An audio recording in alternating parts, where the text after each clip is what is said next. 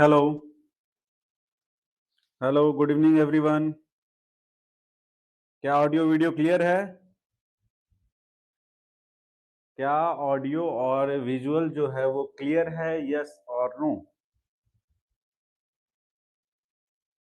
Temperature कम है क्या यार?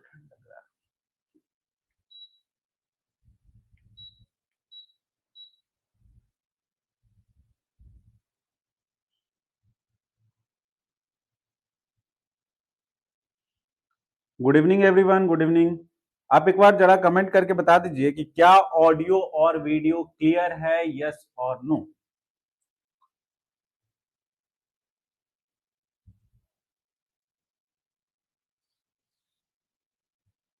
चलिए, छविलाल जी ने क्लियर कर दिया कि एवरीथिंग इज क्लियर। और क्लास का इनिशिएशन है तो मैं आपको बता दूं कि पीवाईक्यू के 8 से 10 टेस्ट ऑलरेडी आज अपलोड हो चुके हैं, full mock test. Previous year questions के full mock test completely upload हो चुके हैं माइनिंग पाठशाला ऐप पे, वेबसाइट पे, हर जगह पे। तो आप वहां लॉग इन करके अगर आपको कुछ भी दिक्कत है वहां कर सकते हैं। वीकली टेस्ट रेगुलर बेसिस पे स्टार्ट हो गया है, डीपीपी डेली स्टार्ट हो गया है, monthly test and mid monthly test भी स्टार्ट हो जाएगा। 14 या 15 को मिड मंथली टेस्ट और 30 या 31 को मंथली टेस्ट आपका करवाया जाएगा। तो 15 पीवाईक्यू का जो ईयर वाइज टेस्ट हो गया, उसके बाद फिर कहानी है कि आपका जो मॉक टेस्ट है कि सर ये तो पीवाईक्यू का हो गया, मॉक टेस्ट का भी तो कुछ कहानी होगा। तो वो सारी टेस्ट भी आपको जल्द ही मिलने वाला है। 10 से 15 दिन के अंदर सारे टेस्ट अपलोड हो जाएंगे। कोर के लेक्चर्स भी 5 से 7 दिन के अंदर स्टार्ट होने वाले हैं।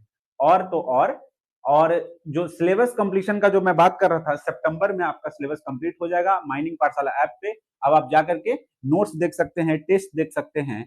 पीवाईक्यू का जो वीडियो सॉल्यूशन है वो 2025 से 2016 तक अपलोड हो चुका है, मींस 10 इयर्स का हो गया है। और 11 से बचा हुआ है 15 तक, मींस 5 इयर्स का।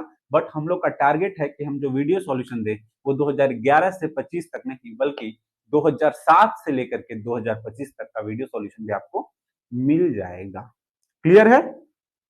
चलिए, तो ये चीज क्लियर होगी। फिर बात आई एके गोरई वीडियो सॉल्यूशन का। तो एके गोरई वीडियो सॉल्यूशन भी ऑलमोस्ट 5 चैप्टर के शुरू हो चुके हैं, मतलब कंप्लीट हो चुके हैं, सॉरी 5 चैप्टर के कंप्लीट हो चुके हैं। अभी आपका स्टार्ट होगा मे बी सर्वेइंग, और उसके बाद आपका रॉक मैकेनिक्स का भी एके गोरई वीडियो सॉल्यूशन कंप्लीट हो जाएगा by the end of this month. तो ये हुआ कंप्लीट ओवरव्यू। सब्जेक्ट की बात करें तो अभी आपका मैथमेटिक्स चल रहा है, इकोनॉमिक्स आपका शुरू हो जाएगा 4 से 5 दिन में। इकोनॉमिक्स पैरेलल चलेगा, मैथ्स पैरेलल चलेगा। और फिर अप्रोक्सीमेटली मान के चलो कि मंथ के एंड में मे बी या 20 तारीख के बाद आपका वेंटिलेशन जो बचा हुआ है 15, 16 या 20 तारीख से वेंटिलेशन वो स्टार्ट हो जाएगा। उसके बाद कोर के सब्जेक्ट चलेंगे। मैथमेटिक्स में तो ज्यादा लेक्चर अब चाहिए नहीं। डिफरेंशियल इक्वेशन में आज 2 लेक्चर है और कल मैक्सिमम 2 लेक्चर। तो 2 2 4 लेक्चर, मतलब अगर कल एक लेक्चर हुआ और एक लेक्चर मंडे को हुआ तो मंडे को डिफरेंशियल इक्वेशन कंप्लीटेड। बच गया probability and numerical method. Numerical method में चाहिए 6 लेक्चर, 2 2 लेक्चर हुआ तो 3 दिन, 7 लेक्चर तो 4 दिन, और अगर एक एक लेक्चर हुआ तो मुश्किल से 6 दिन और। ठीक है, तो 6 दिन उधर हो गया, 2 दिन मंडे इधर, मीन्स जो आने वाला वीक है वो कंप्लीट हो जाएगा 13 को। और उसके बाद आपका बच जाएगा प्रोबेबिलिटी, उसमें मैक्सिमम 10 क्लासेस, तो वो मान लो एक वीक।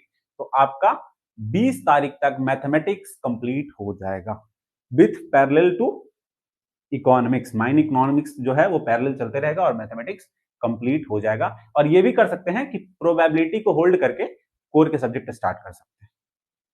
चलिए ठीक है, कोई कंफ्यूजन, किसी भी तरीके का कोई भी कंफ्यूजन नहीं रखना है।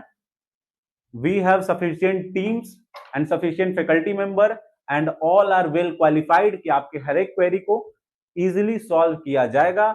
हम बुक भिजवाने में थोड़ा लेट हैं, इसके लिए जो भी है टीम की तरफ से सॉरी है, लेकिन हम बुक गलत नहीं भिजवा सकते। ये हमारा फर्स्ट प्रायोरिटी है कि हम बुक को गलत नहीं भिजवा सकते। 10 दिन हमारा लेट हो सकता है काम, लेकिन हम गलत नहीं कर सकते। टेस्ट का क्वालिटी से हम खिलवाड़ नहीं कर सकते, 1 लाइन क्वेश्चन पूछ रहे हैं। तो इस तरीके के sir if the video solution and DPP was available it would be have been better, wait 1 second.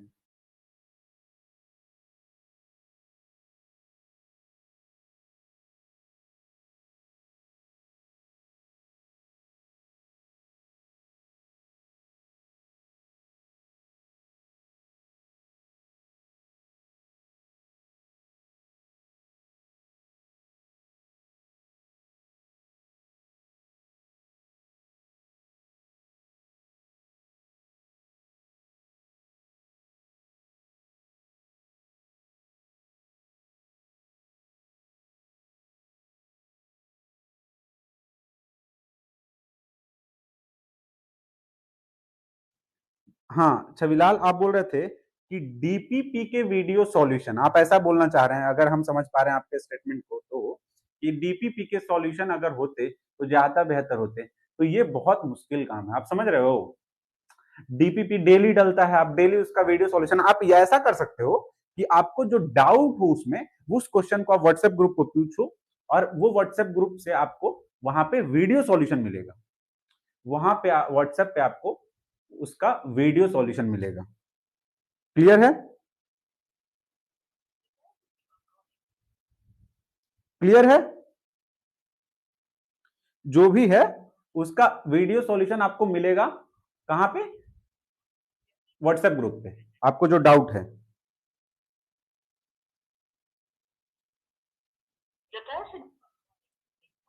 चलिए, और किसी को कोई कंफ्यूजन माइनिंग पाठशाला को लेकर के, कोर्स को लेकर के, टेस्ट को लेकर के, बुक को लेकर के, पीवाई को लेकर के, किसी भी तरीके का कोई कंफ्यूजन है? यस और no?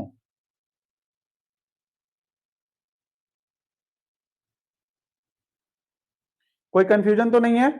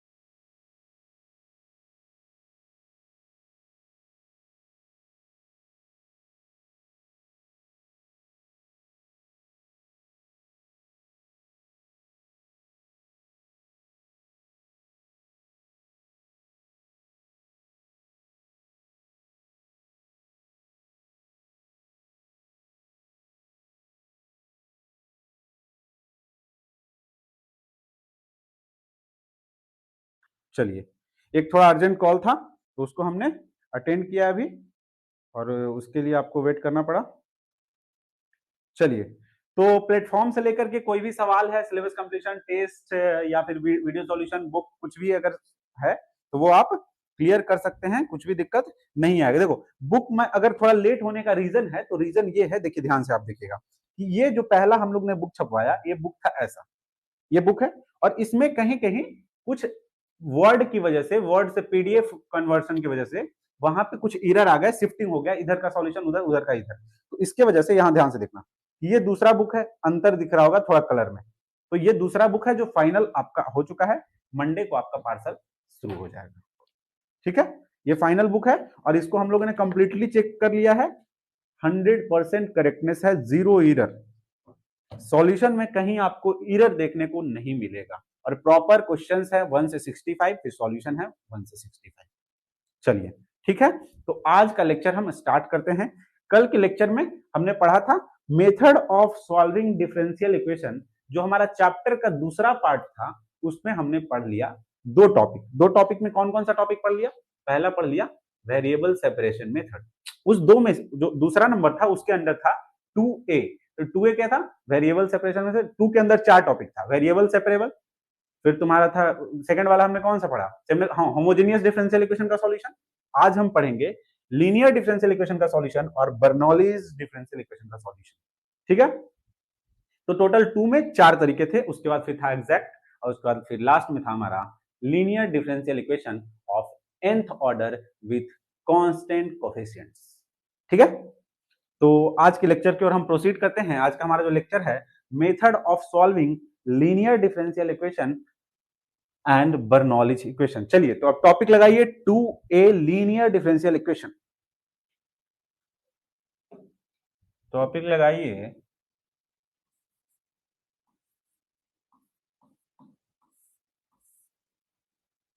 2a linear differential equation method लिखिए या सॉल्यूशन लिखिए, ठीक है। तो लीनियर डिफरेंशियल इक्वेशन, इसमें जो आपको जज करना है, जज इन द सेंस कि जो आपको देख करके पहचानना है कि इसमें लीनियर डिफरेंशियल इक्वेशन ये है, तो इसमें कैसे इसको सॉल्व करेंगे, तो उसका जो तरीका है वो है, ध्यान से समझना, dy over dx, dy over dx plus p of p into y equals to q। ये है उसका फॉर्मेट, ये उसका फॉर्मेट है, dy over dx plus p y equals to q। तो ये इसमें क्या समझोगे आप, यहां पे लिखो आप, मैं थोड़ा बड़ा इतना क्यों लिखता हूं यार, छोटा लिखने का आदत ही नहीं है।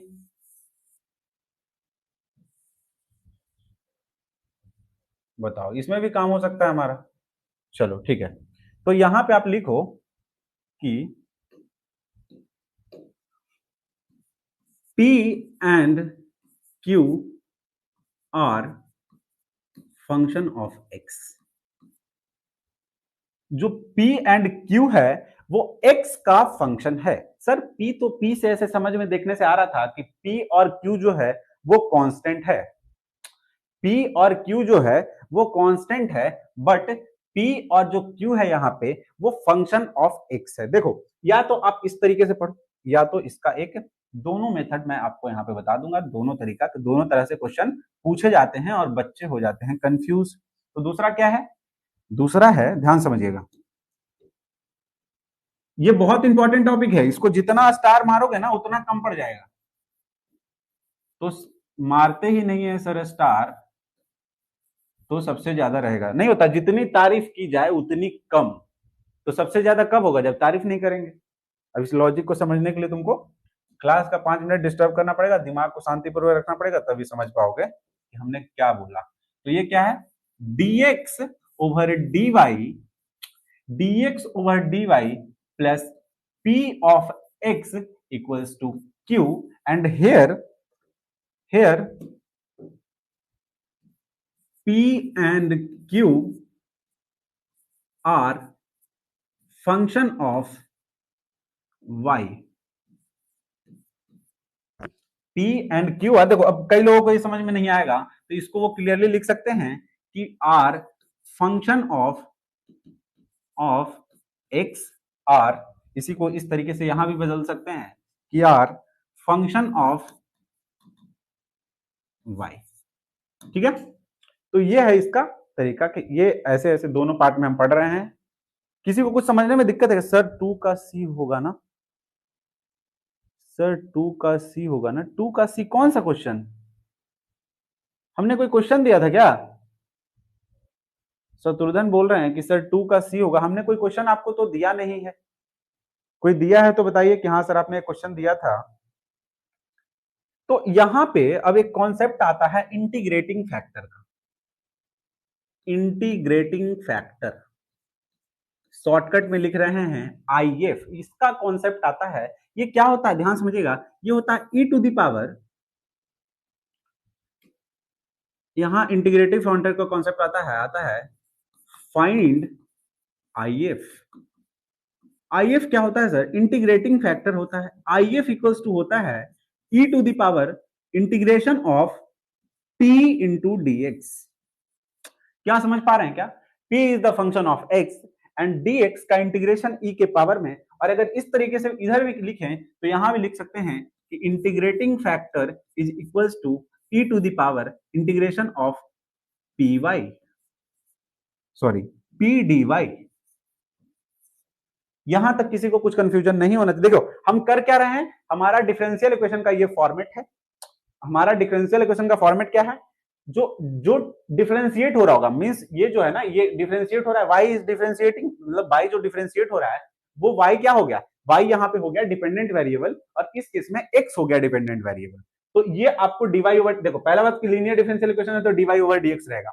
उसके बाद आपको जो यहाँ पे डिपेंडेंट वेरिएबल है वो यहाँ कोफिशिएंट के रूप में दिखेगा, जो डिपेंडेंट वेरिएबल है वो कोफिशिएंट के रूप में दिखना चाहिए और समथिंग इक्वल्स टू q जो होना चाहिए वो फंक्शन ऑफ x होना चाहिए। तो आप कहोगे कि सर q के जगह अगर 0 हो जाए तो, सर q के जगह अगर 1 हो जाए तो, अगर कांस्टेंट हो जाए तो सर, तो हम कह सकते हैं कि x जो f of x equals to 1, तो हम ये कह सकते हैं कि जो f, अब इसको नहीं बोल सकते, अगर यहाँ पे 1 हो जाए, ध्यान समझना, q की जगह अगर आप 1 हो जाए तो बोलोगे सर q तो फंक्शन हो ही नहीं x का, हम बोलेंगे x का फंक्शन हुआ बट उसमें x का पावर 0 है, x का फंक्शन हुआ बट उसमें x का पावर 0 है। इसको समझ पा रहे हैं क्या? ये जो पी क्यू है ना, ये फंक्शन ऑफ x की जगह कांस्टेंट भी हो सकता है, उसको भी हम फंक्शन ऑफ x बोल देंगे।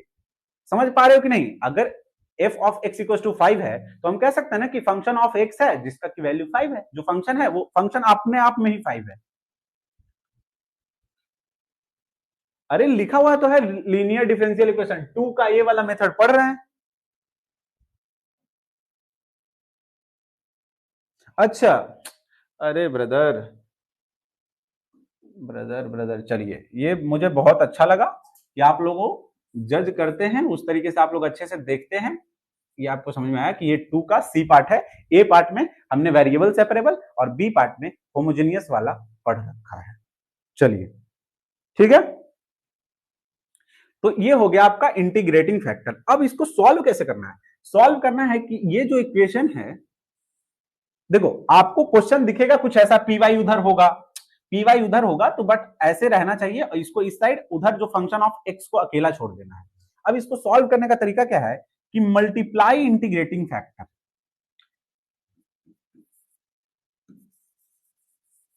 Multiply IF to equation 1। Clear है? अब 1 इक्वेशन में हमको मल्टीप्लाई करना है, तो इसको अप्लाई करेंगे तो कैसे लिखेंगे? इसको लिखिए, ध्यान समझिएगा, ध्यान से समझने का कोशिश कीजिएगा। e to the power, e to the power p dx integration, सही तरीके से लिखा जाए थोड़ा, e टू द पावर, पहले इंटीग्रेशन का साइन दे दीजिए सर, हाँ, e to the power integration of, इतना टाइम लगेगा इंटीग्रेशन साइन देने में, p dx, ठीक है। अब इसको मल्टीप्लाई कर रहे हैं पूरे इक्वेशन से, इक्वेशन 1 से, into dy over dx plus, ध्यान से समझिएगा, p y into e to the power integration of p d x, किसी को कोई आपत्ति नहीं होना चाहिए, क्यू इंटू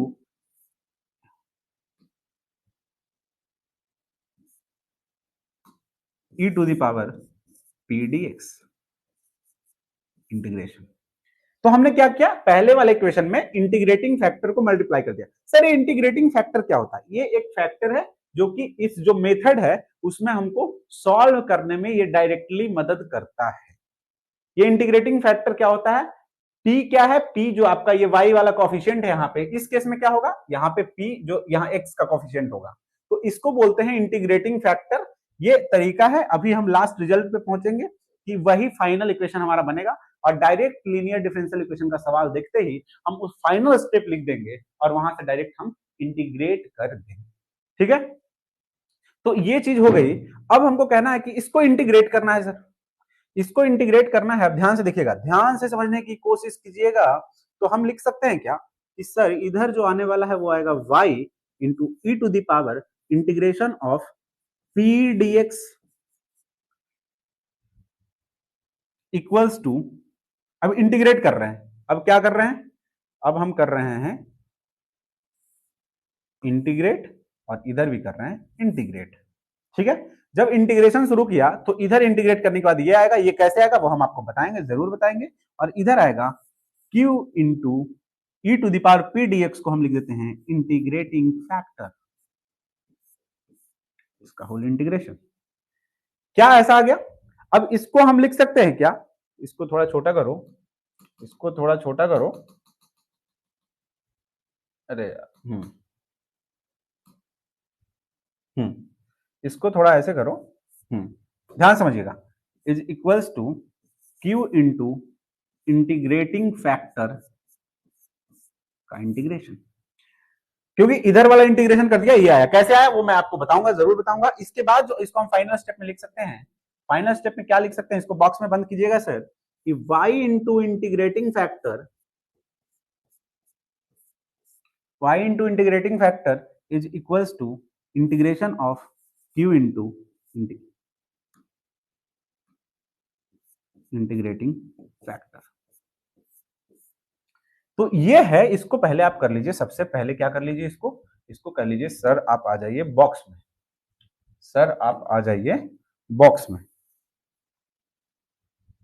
ठीक है। तो फाइनल आपको कहां पे पहुंचना है, अगर इस तरीके का डायरेक्ट इक्वेशन दिखे, जो कि आपको दिखेगा, एक dy ओवर dx दिखेगा या dx ओवर dy दिखेगा, साथ में कोफिशिएंट के साथ एक फंक्शन दूसरे का फंक्शन रहेगा, और राइट साइड में जो p का जिसका फंक्शन रहेगा वही q का फंक्शन रहेगा।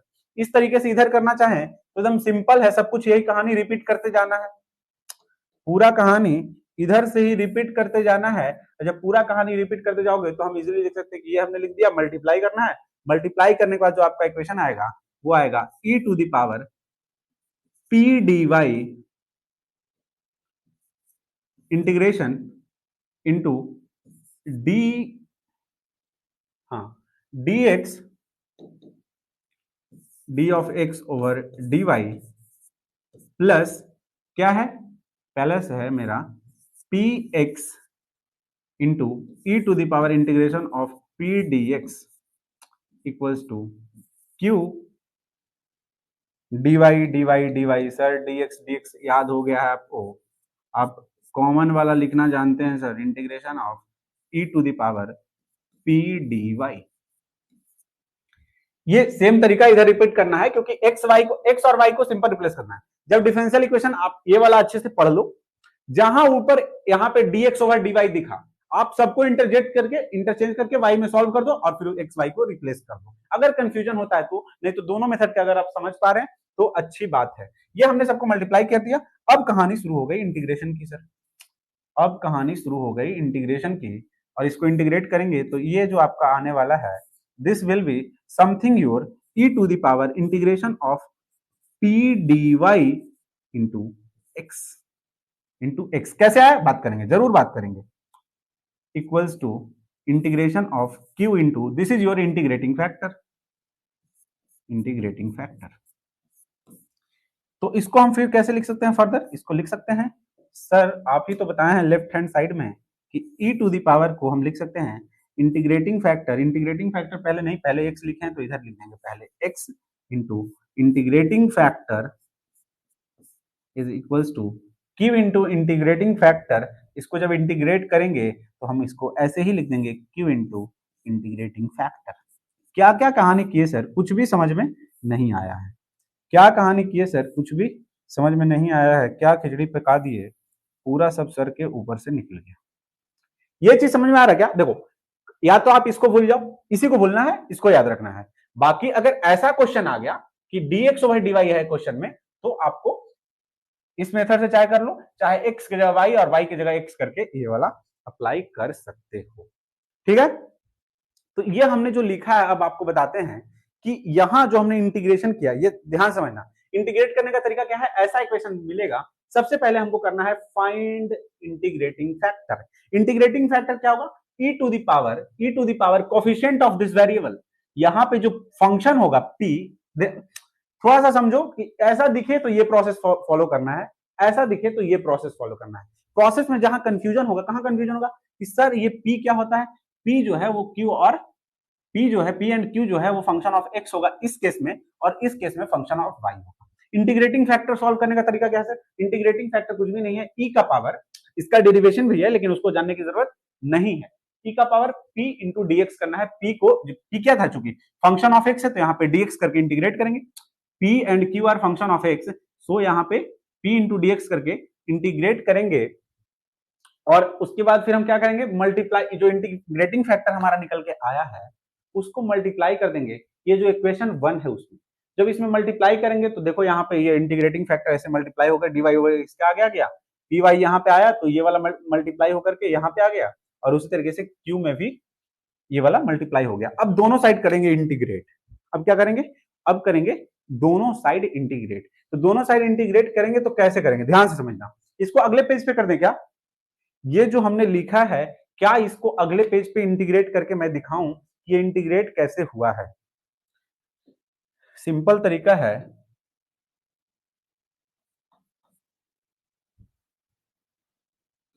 टू चेक इंटीग्रेशन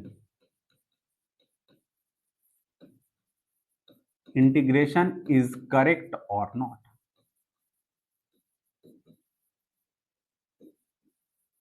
हम क्या करेंगे, हम कर देंगे, ध्यान समझना, हम क्या करेंगे, इसको कर देंगे डिफरेंशिएट एक्स के रिस्पेक्ट में, क्योंकि ये एक्स के रिस्पेक्ट में इंटीग्रेट हो रहा है, डीएक्स है यहां किसके रिस्पेक्ट में इंटीग्रेट हो रहा है, हाँ d y over d x. हाँ, हम इसको एक्स के रिस्पेक्ट में, ये जो हमारा इक्वेशन आया है इसको कर देंगे डिफरेंशिएट। चूंकि ये इंटीग्रेट कर रहे हैं एक्स के रिस्पेक्ट में तो डिफरेंशिएट भी करेंगे एक्स के रिस्पेक्ट में। तो इसको अब हम क्या करेंगे कि यहां पे हम कर देंगे डिफरेंशिएट द रिजल्ट। चेक कर रहे हैं, डिफरेंशिएट द रिजल्ट, ठीक है। तो डिफरेंशिएट करेंगे, हम क्या लिखे हैं रिजल्ट, हम लिखे हैं इंटीग्रेटिंग फैक्टर जो अपना क्या है y into e to the power integration of p d x. ये हमारा इंटीग्रेट होकर के आया है, ये हमारा इंटीग्रेट होकर के आया है, तो इसको हम करेंगे d अपॉन डी एक्स, इसको हम करेंगे डिफरेंशिएट। जब इसको डिफरेंशिएट करेंगे तो एक बार हम क्या करेंगे, y को मानेंगे कांस्टेंट, y को कांस्टेंट मानेंगे, या पहले मान लो इसको कांस्टेंट और y को डिफरेंशिएट कर दो तो आ जाएगा e का power integration of p dx। इसको हमने कांस्टेंट माना है, uv डिफरेंशिएशन इसको हमने कांस्टेंट माना है, y डिफरेंशिएट होगा तो आएगा dy ओवर dx प्लस, अब क्या करना है, y को कांस्टेंट मान लेते हैं सर, अब करेंगे इसको डिफरेंशिएट, y को हमने मान लिया कांस्टेंट, इसको डिफरेंशिएट करेंगे uv डिफरेंशिएशन। इसको डिफरेंशिएट करने में क्या होता है, देखो किसी भी e टू द पावर कोई फंक्शन है तो उसको देखो सिंपल, यहां पे ब्रैकेट में पढ़ लो, e to the power f of x का जो d ऑफ dx होता है, ये आपका होता है, ये जो आपका होता है इसको e to the power f of x as it is हो जाता है, इसमें कोई डाउट नहीं है। और डिफरेंशिएशन है चूंकि तो into into f dash of x हो जाता है, into F dash of x हो जाता है। ये हम एक प्रॉपर्टी है जो हम पहले से पढ़ के आए हैं बचपन में, आपको पता होना चाहिए, ठीक है। Basic properties of differentiation, differentiation आपको हमने नहीं पढ़ाया है, जिसका रीजन है कि डिफरेंशिएशन सिर्फ और सिर्फ बेसिक का यहाँ पे यूज होता है, ठीक है। चलिए, तो यहाँ पे उसकी मदद से अब देखो क्या करना है, अब हमको इसको डिफरेंशिएट करना है, तो y को तो हमने कांस्टेंट मान लिया, अब इसको डिफरेंशिएट करना है, तो यहाँ चूंकि हमको दिख रहा है कि fx है तो f डैश x है, ये इंटीग्रेशन है p dx का, बट डिफरेंशिएट करेंगे तो ये जो हमारा आ जाएगा, ध्यान समझना, e टू द पावर क्या है, पहला function e to the power fx पहले एज इट इज लिखा जाएगा, पहले e to the power p dx integration. कैसे लिख रहे हैं इसको ध्यान समझना, आपको सर डिफरेंशिएट कर रहे हैं तो इंटीग्रेशन वाला साइन क्यों रह जा रहा है यहाँ पे, आपको ये कंफ्यूजन आ सकता है कि सर डिफरेंशिएट कर रहे हैं तो ये इंटीग्रेशन वाला साइन क्यों रह जा रहा है। हम डिफरेंशिएट इसको कर रहे हैं, इसके पावर को डिफरेंशिएट नहीं कर रहे हैं। तो ऐसा अगर कुछ भी दिखे तो ये तरीका अपनाते हैं, तो ये सम फंक्शन होगा जो इसका ऐसे इंटीग्रेट हो रहा होगा। अब क्या कर रहे हैं, ये एज इट इज लिख दिया, एज इट इज लिख दिया। अब क्या कर रहे हैं, अब इसके जो पावर है उसको डिफरेंशिएट कर रहे हैं, तो अब इसका जो पावर है तो ये इंटीग्रेट होकर के, ये इंटीग्रेट होकर के कुछ आएगा, इंटीग्रेशन को डिफरेंशिएट करेंगे तो ये इंटीग्रेशन डिफरेंशिएशन सिंपल कट करके सिंपल पी लग जाएगा, सिंपल पी लग जाएगा, सिंपल पी लग जाएगा सर। और ये यहां से अगर हम इसको देख पा रहे होंगे कि सर ये तो मुझे जहां तक दिख रहा है e to the power p dx का integration dy over dx plus यहां पे देखो py into e to the power p dx का इंटीग्रेशन है सर, ये वेरीफाइड हो गया सर, ये तो वेरीफाइड हो गया सर, पिछला पेज पे क्या पढ़े थे, यही चीज तो था, यही चीज तो था ये। तो ये आपका वेरीफाई हो गया, वेरीफाइड फ्रॉम प्रीवियस पेज। तो ये आपका हो गया वेरीफाइड कि हमने जो इंटीग्रेशन लिखा है दैट इज वेरीफाइड। अब देखो इंटेलिजेंट आदमी कैसे करेगा, यहां ध्यान वापिस आना। अब इसको इंटीग्रेट करना है, उसको दिख रहा है यहाँ पे ये है कांस्टेंट dy बाई dx, फिर दिखेगा क्या उसको कि y यहाँ पे कांस्टेंट है और इसको डिफरेंशिएट किया गया है, पहले इसको एज इट इज लिखा गया फिर इसको डिफरेंशिएट किया गया, तो p यहाँ पे आया। इसके इंटीग्रेशन को डिफरेंशिएट करो तो देखो अगर कोई भी रहे, यहाँ पे सिंपल क्या है कि f ऑफ x dx, इसका डिफरेंशिएशन अगर किया जाए d ऑफ dx तो it will be equals to f of x। ये होता है, ये होता है हमेशा। f ऑफ x dx का डिफरेंशिएशन करेंगे, अब वही मदद से हम यहाँ पे लिख पा रहे हैं कि ये जब डिफरेंशिएट होगा यहाँ पे, ये जब इसका जब इंटीग्रेशन कर रहे हैं तो ये आ रहा है, उसी तरीके से ये जब डिफरेंशिएट होगा तो p आगे मल्टीप्लाई हो जाता है। ये क्लियर हुआ क्या सबको, ये क्लियर हुआ कि नहीं, यस और नो?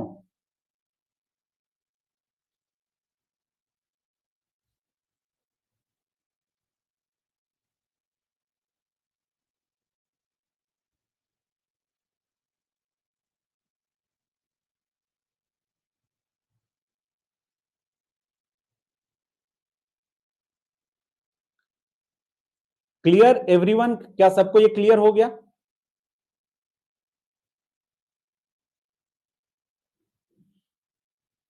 अब कैसे इंटीग्रेट करना है ये समझ में आ गया, कैसा फंक्शन होगा तो कैसे इंटीग्रेट करना है। और अगर ये सभी चीजें समझ में आ गई है, integration is correct or not to check, हमने ऐसे ये मेथड आपको बता दिया। क्लियर है? और लोग कमेंट नहीं कर रहे हैं, क्या मैं समझ के चलूं कि उनको समझ नहीं आ रहा? क्या मैं ये समझ लूं कि उनको समझ नहीं आ रहा? तो मैं ऐसा समझ लूंगा, इसमें मुझे कोई दिक्कत नहीं है।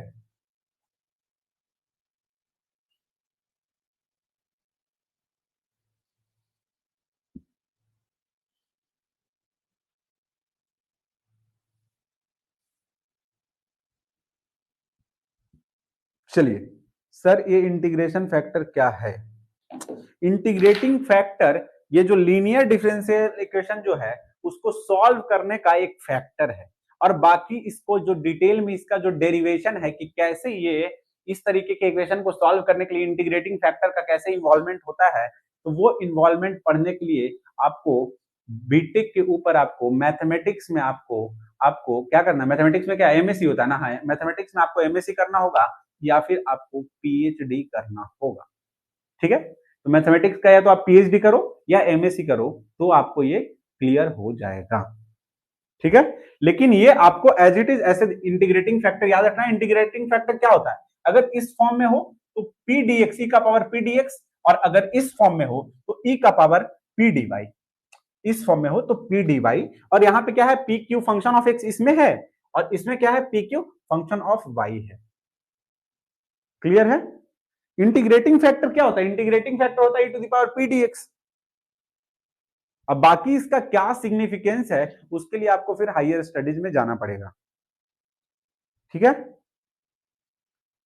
और यहाँ पे अगर वो उस चीज को अगर पढ़ाना लगे कि मैं वो चीज को अच्छे से प्रिपेयर करके आऊं और इसको ये आपको पढ़ाऊं इंटीग्रेटिंग फैक्टर क्या होता है, तो अभी तो बेसिक इंटीग्रेशन समझ में नहीं आ रहा है। कई बच्चों को क्लास में कह रहे हैं कि ऊपर से जा रहा है सर और क्लास छोड़ के जा रहे हैं, तो फिर अगर ये सब चीजें करें, आउट ऑफ गेट जाने की कोई जरूरत नहीं है, गेट के बाहर जाने की कभी जरूरत नहीं है, गेट से बाहर नहीं जाना है, गेट से बाहर जाना मतलब समझ जाओ आप।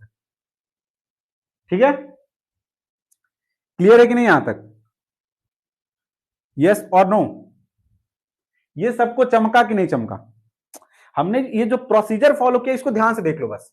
पी क्यू एक्स का होगा, देखो d y over d x है, वाई कोफिशिएंट है, तो अगर यहाँ पे सिंगल वाई है, ये d y over d x, देखो ये जज कैसे करना है। यहाँ पे अगर मान ले कि एक्स वाई रहता तो आप तो कंफ्यूज होता नहीं, कंफ्यूज होना है। अगर यहाँ पे d y over d x है, यहाँ पे तो वाई को लेना है, और अगर यहाँ पे d x over d y है तो यहाँ पे एक्स को कंसिडर करना है। क्लियर है? चलिए क्लियर है तो एक सवाल को हम लिखते हैं और सवाल के साथ हम आगे बढ़ते हैं। क्या यहाँ पे सवाल हो जाएगा क्या? सवाल हो जाएगा क्या? चलिए सवाल को देखते हैं, कर लेते हैं यहीं पे। तो सवाल जो है आपका,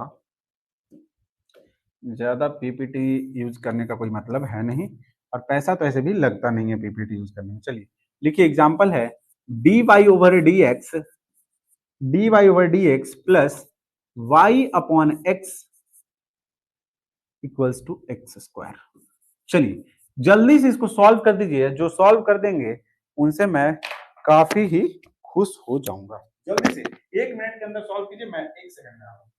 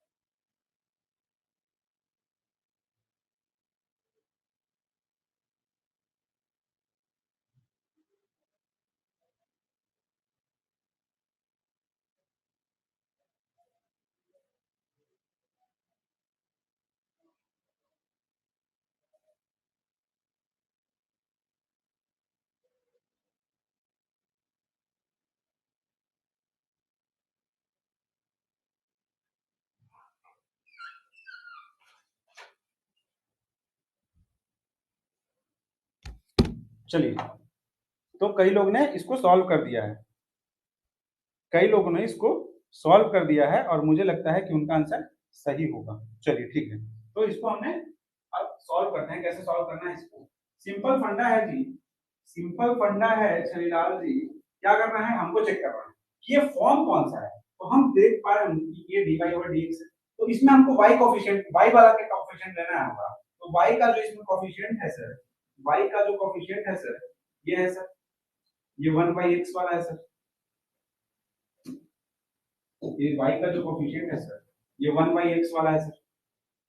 ये है जो सर, जो y का कोफिशिएंट है सर। तो यहां हम सर कह सकते हैं कि ये फॉर्म है dy over dx plus p of y equals to q। ये वाला फॉर्म है, ये वाला फॉर्म है ये। तो ये वाले फॉर्म में p and q function of x होता था, यहाँ पे x का फंक्शन दिख रहा है। तो इसमें क्या करते थे हम, इसमें हमारा सीधा सीधे लास्ट रिजल्ट पे अगर आए, सीधे अगर लास्ट रिजल्ट पे आए तो क्या कहानी है हमारा, सीधे लास्ट रिजल्ट पे आने पे y इंटू इंटीग्रेटिंग, पहले इंटीग्रेटिंग फैक्टर लिखेंगे। पहले अब हम लिखेंगे, आई एम इंटेलिजेंट सर, तो इंटीग्रेटिंग फैक्टर को हम लिख सकते हैं sir e to the power. देखिए विकास जी, आप पूछ रहे थे क्या होता है इंटीग्रेटिंग फैक्टर, आपको इतना ही समझ में आना चाहिए कि e का पावर p dx। तो p क्या है, p is our 1/x। Here p is equals to 1/x, p is equals to 1/x e to the power integrating, यहाँ integrating factor equal to e to the power integration of p dx।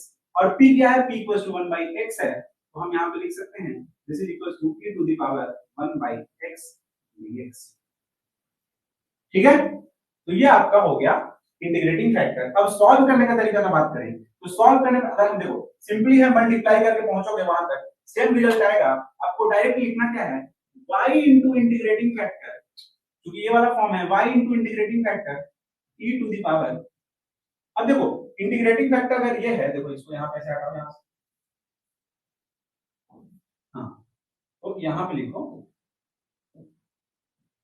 dx। अब इसको क्या कर सकते हैं, देखो अब 1/x का इंटीग्रेशन है, तो ये है e to the power ln of x, और this is nothing but x, this is equal to x। तो इंटीग्रेटिंग फैक्टर जो हमारा हो गया सर, आपकी मदद से या हमारे मदद से इंटीग्रेटिंग फैक्टर हमारा हो गया x। अब यहाँ पे करेंगे, ध्यान से समझना, यहाँ पे अब हम क्या करेंगे, यहाँ पे करेंगे ऐसे कि y into integrating factor x is equals to q into integrating factor that is x का whole integration, q into x का होल इंटीग्रेशन, और q चूंकि हमारा q जो यहाँ p इक्वल्स टू क्या है 1/x और q इक्वल्स टू क्या है x स्क्वायर, ये हमको पता है। तो q का यहाँ पे हम डायरेक्टली बोल सकते हैं कि सर हमको q भी पता है, तो आप ये कहानी प्रूव कर रहे हैं। अब डायरेक्टली यहाँ पे लिखिए ना सर, अब डायरेक्टली यहाँ पे क्या हो रहा है यार, चलो हाँ, यहाँ पे डायरेक्टली लिखिए ना सर, q हो गया x स्क्वायर इंटू x हमारा इंटीग्रेटिंग फैक्टर है, इसका होल इंटीग्रेशन है, और ये जब आप सॉल्व करेंगे तो y into x is equal to x to the power 4 divided by 4 plus some constant c। तो ये आपका हो गया फाइनल आंसर। तो कितना आसान है, आपको कहां पहुंचना है, देखिए यहाँ पे अगर पिछले क्वेश्चन से रिलेट करें, फाइनल क्या रिजल्ट था, फाइनल रिजल्ट था y into integrating factor equal to q into integrating factor का होल इंटीग्रेशन। तो यहाँ पे आ गए y into integrating factor is x as we have solve here, y into integrating factor is x, यहाँ हो गया yx इक्वल्स टू q क्या है, q है अपना x square into q into integrating factor यानी x square into x that is x cube का whole integration करेंगे, ये आएगा x to the power 4 divided by 4 upon c। Clear है? Oh my God,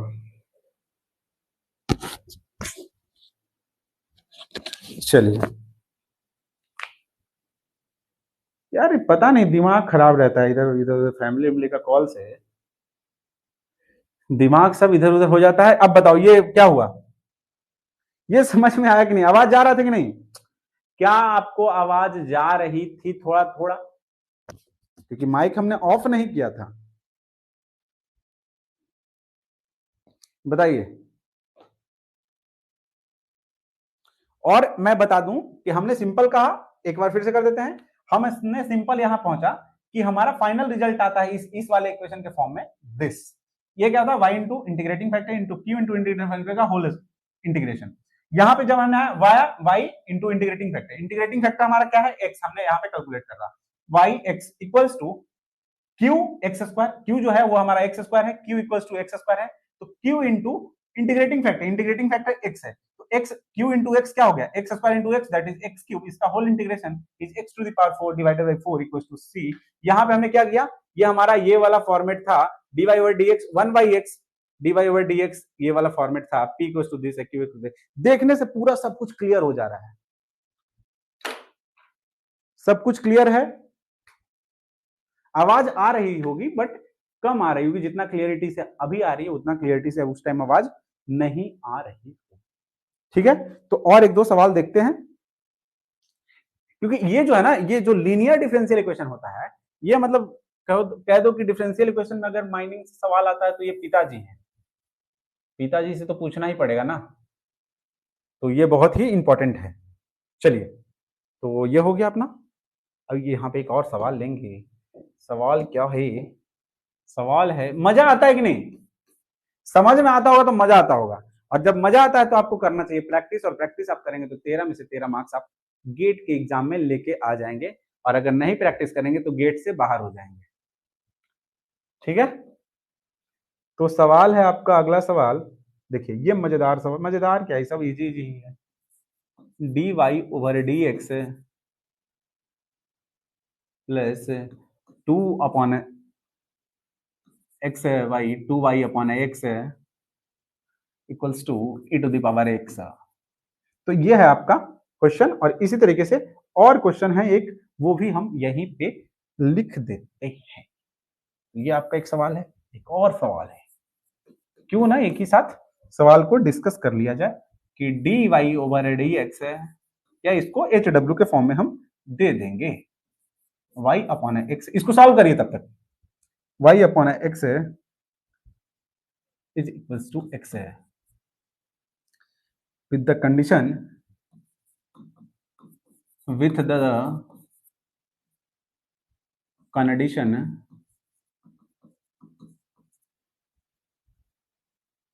with the condition that y of 1 is equals to 1 is क्या होगा? ये सवाल है आपका ऑप्शनल। ऑप्शनल में पहला ऑप्शन है आपका y equals to 2/2 3x² plus x/3। B option जो है आपका वो है y equals to x/2 plus 1/2x है। और सी ऑप्शन जो है आपका वो है y equals to 2/3 plus x/3। और डी ऑप्शन जो है आपका, डी ऑप्शन जो है आपका वो है y equals to 2/3x plus x²/3। चलिए, तो ये है जो गेट 2011 में किसी दूसरे ब्रांचेज में पूछे जा चुके हैं। गेट 2011 दूसरे ब्रांचेज में। तो पहला सवाल तो बहुत ही आसान है, वो तो सबको क्लियर करना ही चाहिए। और दूसरा सवाल में भी क्या ही है सर, ये भी तो आसान ही है। सब कुछ तो आसान आसान है सर। आप जल्दी से सॉल्यूशन करवा दीजिए और आगे बढ़िए सर। हम लोग वेट कर रहे हैं कि हमारा आंसर जो है वो सही है कि नहीं है। चलिए सॉल्व करिए, 2 मिनट और समय है आपके पास, उसको सॉल्व करिए। छविलाल जी ने आंसर लिख दिया है, अब वो कंफर्म करेंगे कि गलत है या सही है सॉल्यूशन के बाद।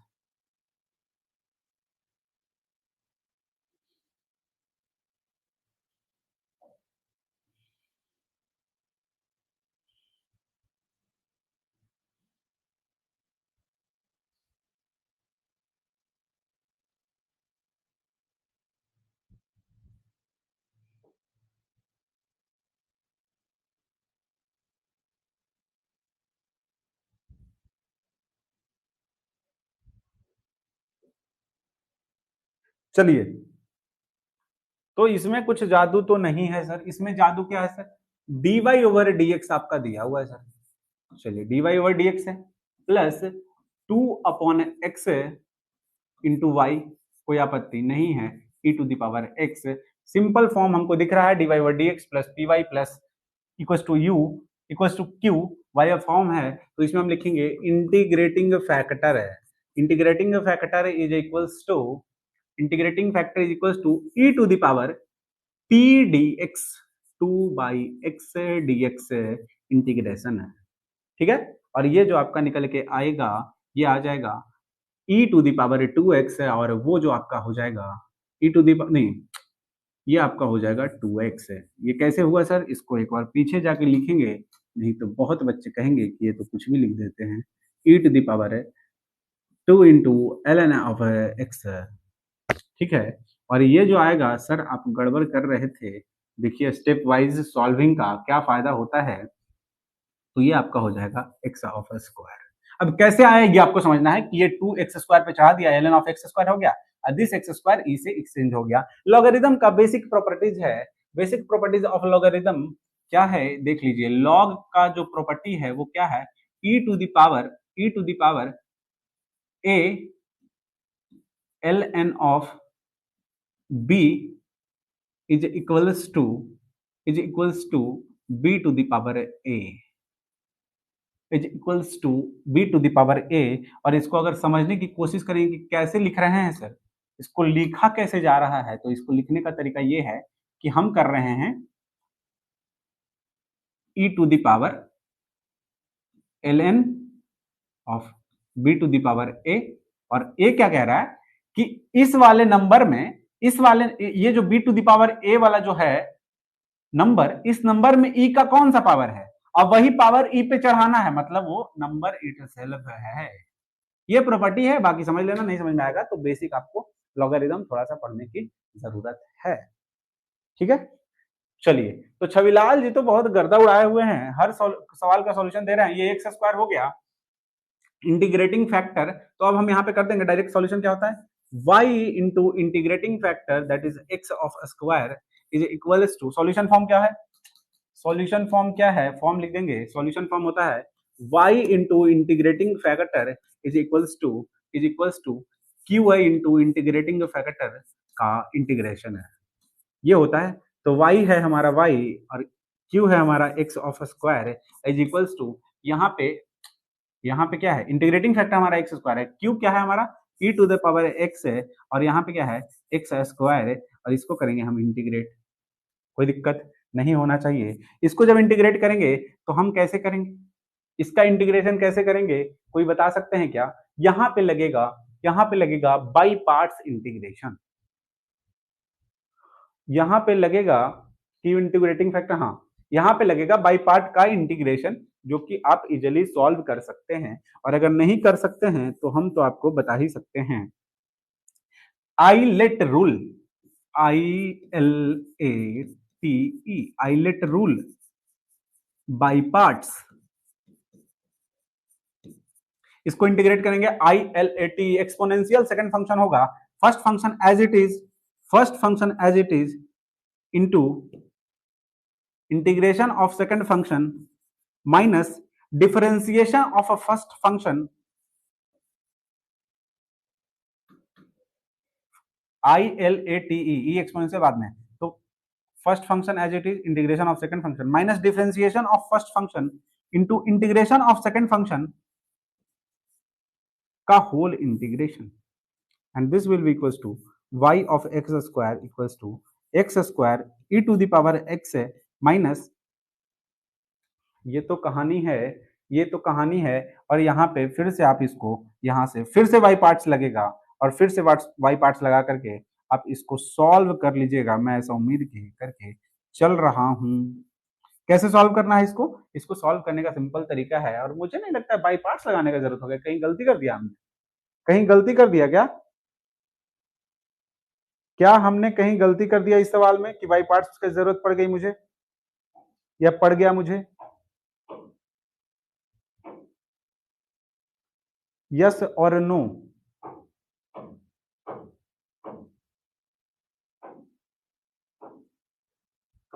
तो हमने कहीं गलती नहीं किया है। ये समझ में सबको आया क्या? एज इट इज लिख दिया, ये लिख दिया। आइलेट रूल लगाया यहाँ पे आइलेट रूल लगाया। कैसे लगाया? फर्स्ट फंक्शन सेकंड फंक्शन कैसे डिसाइड किया? आइलेट रूल की वजह से this is our second function and this is our first function है। First function as it is integration of second function minus differentiation of first function into integration of second function का whole integration किया तो 2 ऐसा आएगा। इसको फिर आप ऐसे करेंगे तो आएगा x square e to the power x minus two. अब इसको यहाँ पे फर्स्ट फंक्शन फिर सेकंड फंक्शन होगा, this is your second function, this is your first function. इसको जब इंटीग्रेशन करेंगे तो क्या होगा? फर्स्ट 2 को बाहर निकाल दो, अब लिखो first function as it is into integration of second function minus differentiation of first function into integration of second function का होल इंटीग्रेशन। ये हो गया तरीका। इसको जब फाइनल सॉल्यूशन करिएगा सर, फाइनल सॉल्यूशन तो आप कर ही दीजिएगा सर, चूंकि आप इंटीग्रेशन किए हैं तो एक कांस्टेंट भी ऐड कर ही दीजिए। और इसको जब फाइनल सॉल्व करेंगे तो आएगा y ऑफ एक्स स्क्वायर। देखो एक्स स्क्वायर कहाँ है, कहीं कहीं एक्स स्क्वायर, बहुत सब जगह नहीं। y of x square is equals to x square e to the power x है माइनस, ये जो क्या है, ये क्या है, e to the power x हो जाएगा, तो यहाँ पे हो जाएगा 2 into x e to the power x plus e to the power x plus c, and this is the correct answer. Chhavilal ji आप मिला लीजिए कि this is the correct answer sir. Chhavilal sir, this is the correct answer. Clear है ये सबको clear है कैसे आया? यस और no? Is it clear to everyone?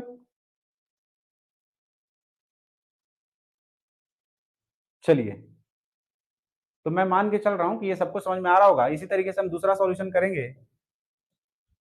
क्या किया यहाँ पे? इंटीग्रेशन के लिए हमने बाई पार्ट्स का लगाया है, मदद लिया है, तो वो हमने लिख दिया है। सॉल्यूशन करेंगे और या इसको होमवर्क दे दिया जाए, और इसके बाद बाइनोमियल किया जाए। यस और नो? क्या इसको होमवर्क के फॉर्म में दिया जाए इस सवाल को, या फिर इसको कर लिया जाए।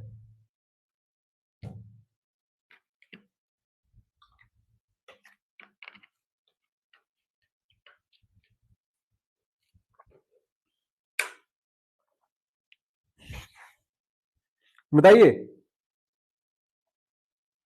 कमेंट वेंट नहीं आता है यार, क्या करते हैं बच्चे पता नहीं, क्लास चालू करके छोड़ देते हैं क्या, उसमें भी डाउट ही है हमको।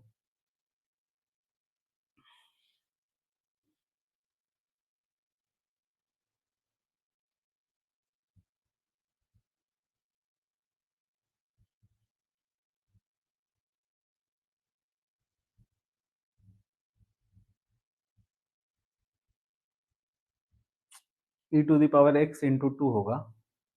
अब कहाँ पे बोल रहा हूँ मुझे कुछ समझ में नहीं आ रहा है, चलो एक बार चेक कर लेते हैं अगर गलती है तो। ये हमको इंटीग्रेट करना था, हमने कहा first function as it is integration of second function minus differentiation of first function into integration of second function. यहाँ पे आ गया, यहाँ तक हमें कोई दिक्कत नहीं है। फिर हम जब यहाँ पहुंचे, ये लिख दिया, -2 बाहर कर दिया, x e to power x का था first function as it is integration of second function minus differentiation of.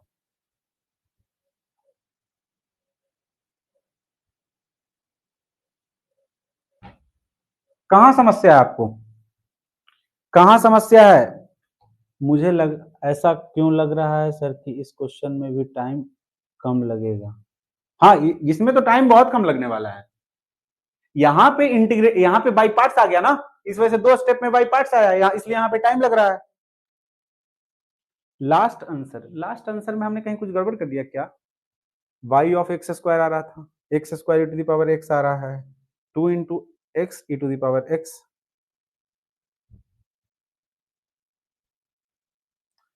Chhabilal ji बहुत ही होनहार विद्यार्थी हैं और हमारी मदद करते हैं बच्चों को पढ़ाने में। तो यहाँ पे है 2 into x e to the power x plus, क्यों ना ऐसा किया जाए। चलिए, तो बहुत बहुत धन्यवाद आपका इस करेक्शन के लिए।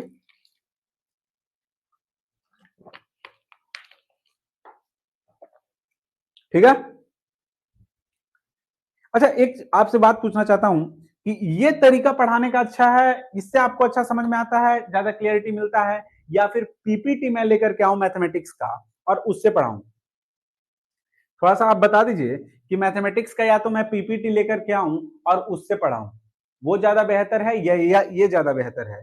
मैं इस पे आप लोग का एक कमेंट चाहूंगा।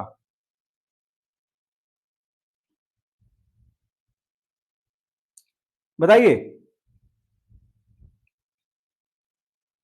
अरे बताओ यार,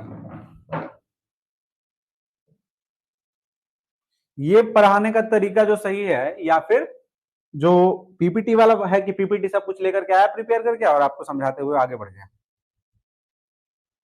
चलिए ठीक है, तो ये मुझे भी सही लगता है। पीपीटी वाले में क्या इशू होता है ना कि कोई कोई फैकल्टी देखते हैं दूसरे प्लेटफॉर्म के, क्या करते हैं कि अचानक से बहुत सारा पीपीटी भर के ले आए, बहुत सारा, और ऐसे ऐसे पढ़ के रीडिंग मारते हुए आगे निकल गए, पूरा 10 पेज, अब देख लेना इसको, देख लेना इसको, देख लेना, तो वो आप देखते रह जाओगे। और इसमें क्या है ना कि फैकल्टी को अब देखो, अब 200 लाइन लिख नहीं सकता फैकल्टी क्लास में, तो वो सेलेक्टेड चीजों को लेकर के आता है कि हमें यही चीजें पढ़ानी है, और नहीं तो पूरा कहानी लिखते रहे तो फिर हो गया class.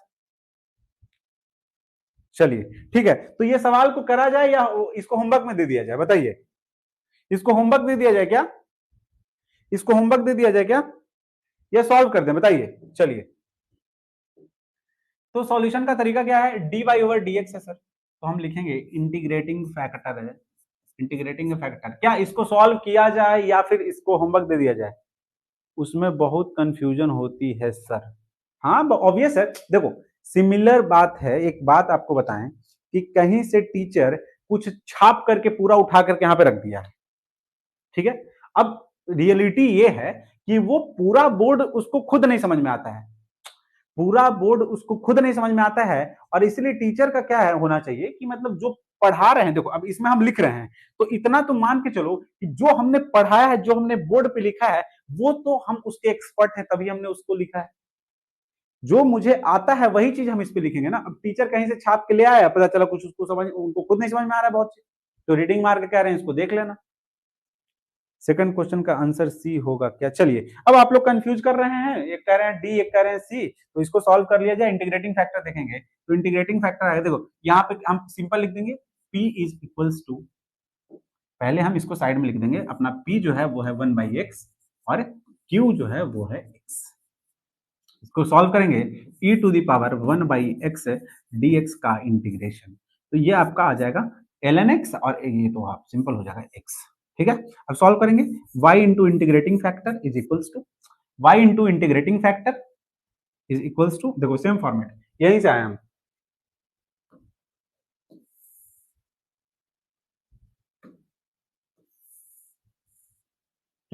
y into integrating factor, अब ध्यान समझना, y इंटू इंटीग्रेटिंग फैक्टर लिख दिया इंटू, अब इक्वल्स टू क्या होता था, इक्वल्स टू q क्या है हमारा x है, तो x,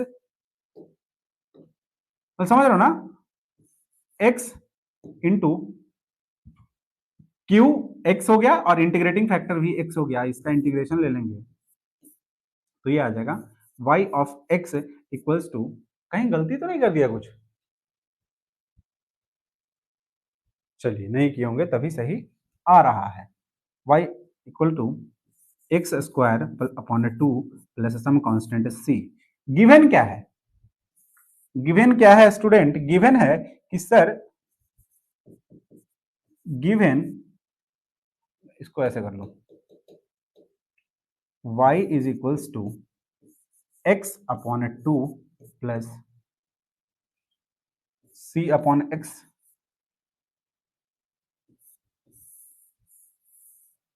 क्लियर है? क्लियर है यहां तक? कोई दिक्कत तो नहीं है? एक्स इधर आया, एक्स स्क्वायर चलो ऐसे हो गया, चलो ठीक है। अब यहां से क्या करेंगे, यहां से करेंगे y of 1 is equals to 1 given है, तो अब डालेंगे y equals to 1, y equals to 1 हमने डाल दिया, 1 इज इक्वल्स टू 1 ऑफ 2, 1/2, देखो y को 1 लिखा, x को 1 लिखा, 1/2 प्लस c अपॉन 1, तो ये आपका हो गया, यहां से क्या मिला कि c is equals to sir 1/2। कोई मैच कर रहा है क्या? चलिए, c इक्वल्स टू 1/2 आ गया, तो x/2 plus 1/2x, y equal to x/2, हाँ मैच कर गया, मैच कर गया। अब देखो c आ गया, तो यहां से हम डायरेक्टली कह सकते हैं कि y is equals to x/2 plus 1/2x।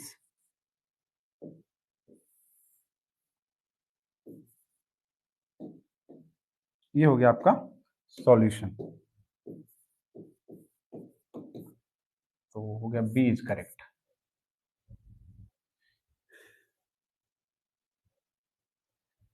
X cube, integration x³/3 होगा, कहां था? अरे मेरे ब्रदर, अब देखो सिंपल, अब सुनना सुनना समझ, यहां पे ध्यान समझना आप।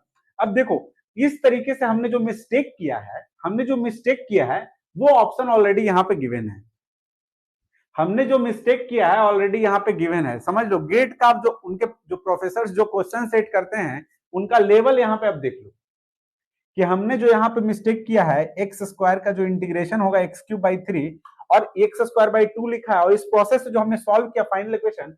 अब कई लोग क्या सोचेंगे ना कि हम अगर गलत करते हुए सॉल्व करेंगे तो हमारा आंसर सही कैसे मैच करेगा, वो एग्जाम में दे करके आएंगे और क्वेश्चन अगर बाहर नहीं आया अभी तक तो उनको लगा कि ये तो हमने पक्का सही सॉल्व करके आया, जो भी आया था सही आया था, हम टिक मार के आया है। ठीक है, तो ये चीज का थोड़ा ध्यान रखना है कि अगर ऑप्शन मैच भी कर जाए तो जरूरी नहीं है कि आपका आंसर सही होगा, तो हमें काफी पीछे जाना पड़ेगा, और पीछे जाने का तरीका है कि सर पीछे चलिए। ठीक है, तो इसको हमने ये तो सही था, ये सही था, इसको हटा दो, ये तो सही था, इसको हटा दो, अब इसको हटाओ। चलिए, तो ये हो गया y into x is equals to x³/3 plus c, ऐसा आएगा। अब इसमें क्या करना है कि अब मुझे फाइंड करना है c, तो हम लिख देंगे कि y is equals to x square upon 3 plus c upon x है, ये आ गया। अब यहाँ से हम कहानी यहीं पे चलेंगे, शुरू करेंगे। तो यहाँ पे हम चूंकि कह रहे हैं ऐसे गिवन है, तो यहाँ लिख देंगे 1 is equals to 1/3 plus c/1 है। ठीक है, x का वैल्यू 1 और y का वैल्यू 1 पुट किया, तो यहाँ से आ जाएगा इंप्लाइज c इक्वल्स टू 2/3। ठीक है, तो अब हम क्या करेंगे कि अब हम कहेंगे कि सर यहीं से तो कहानी अपना स्टार्ट हुआ है, इसको आप डायरेक्टली लिख सकते हैं सर आप अपनी मदद से, हमारी मदद से, कि this is your y is equals to x square upon 3 plus 2/3 of x and this is your solution. और x square upon 3 x square upon 3 2/3x, so D is the correct answer। Clear है? Clear है सबको यहां तक? Clear है? तो एक छोटा सा सवाल होमवर्क के तौर पर आप रख लीजिए अपने पॉकेट में। कहां रख लीजिए? पॉकेट में। क्वेश्चन है जो कि HW है। HW क्या है क्वेश्चन? dy/dx। नहीं नहीं नहीं, ये तो फिर गड़बड़ सवाल आ जाएगा आपके लिए। चलिए लिखिए dy/dx plus y/x equals to x। चलिए इसको आपको सॉल्व करना है। ये हो गया आपका HW। ठीक है, ये आपका HW हो गया, एक आसान सा सवाल जो कि हमें नहीं पूछना चाहिए था। चलिए अब देखेंगे हम बर्नौलीज डिफरेंशियल इक्वेशन।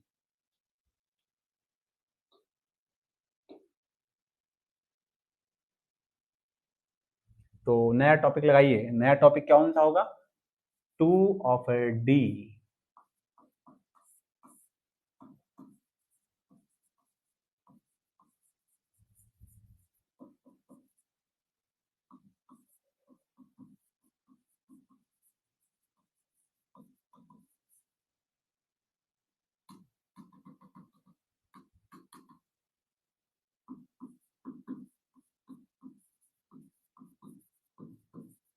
ये क्या होता है sir?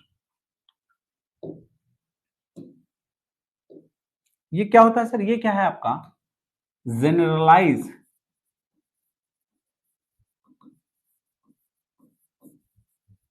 Form of Bernoulli linear differential equation, that is 2c।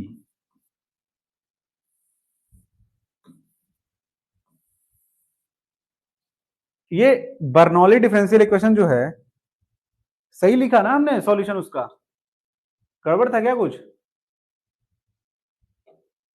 ये सही था, चलो ठीक है। अब इतना गलती हमसे नहीं हो सकता है। तो ये जो है ये generalize form of linear differential equation है। क्या है? Generalize form of linear differential equation. और इसमें हमारा जो पहला जो मेथड होगा, हम क्या करेंगे? रिड्यूसिबल टू सिपल दिख रहा है टू लीनियर डिफरेंशियल इक्वेशन। ठीक है, तो ये इसमें रिड्यूस करना है। इसका फॉर्म क्या होता है सर? आप ये सब तो समझा रहे हैं, बट ये नहीं समझा रहे हैं कि dy/dx plus p of y is equals to q into y to the power n है, और n है जो ग्रेटर देन 0 है। ये है आपका general form of Bernoulli differential equation. आपको दिख रहा होगा कि सर ये पूरा पूरा लीनियर डिफरेंशियल इक्वेशन का कॉपी दिख रहा है, बट एक यहाँ पे अंतर जो है, एक जो डिफरेंस है, वो डिफरेंस है y का पावर n आ गया है q के फैक्टर के साथ। मतलब q के साथ एक y to the power n extra आ गया है। ठीक है, तो इसमें क्या है अपना तरीका? देखो इसमें तरीका ऐसा है कि हम इसको कोशिश करेंगे, हमारा ये कोशिश है कि इसको हम लीनियर डिफरेंशियल इक्वेशन के फॉर्म में लाएं, reducible to linear differential equation, generalized form of linear differential equation.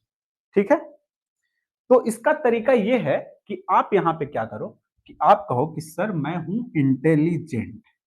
कौन सा जेंट? इंटेली वाला जेंट है। तो हम लिखेंगे कि सर 1 डिवाइडेड बाई y का पावर n माइनस 1, इसको आप मान लीजिए z। लेट, अब बोलो कि सर ये आपने ऐसे किया क्या? ये आपने पहली बार ऐसा सोचा था क्या? तो अगर ऐसा हम पहली बार सोच लेंगे तो फिर बर्नौली क्या करते? ठीक है, और अगर पहली बार हम सोचते तो बर्नौली की जगह हमारा नाम भी हो सकता था। तो इसलिए ये जो तरीका है, ये फॉर्मेट है कि हमने ऐसा माना, इसको बॉक्स में बंद करना गलत होगा, कि आपको इसको जो रिड्यूस करना है, पहला क्या है? फर्स्ट स्टेप मोटिव क्या है? मोटिव लिखिए, मोटिव, मोटिव जो है, मोटिव मत समझ लेना, मोटिव है, मोटिव जो है reduce to linear differential equation form, जो हमने 2C में पढ़ा है। ये हमारा मोटिव है। मोटिव के अकॉर्डिंग हम कहेंगे ऐसे, हम बोलेंगे कि let 1/y to the power n minus 1 equals to z। तो आप बोलोगे कि सर अब ऐसा कीजिए, डिफरेंशिएट कर दीजिए। तो डिफरेंशिएट जब करेंगे, ध्यान समझना, इसको जब डिफरेंशिएट करेंगे तो आएगा, ध्यान समझना, y का पावर ऊपर जाएगा तो हो जाएगा 1 माइनस n, तो 1 minus n into divided by y का power n dy over dx is equals to dz over dx। किसको किसको ये डायरेक्ट समझ में आ गया? Differentiate with respect to x है ये, इसको ऐसे हमने कैसे किया? यहां पे हो गया डिफरेंशिएशन।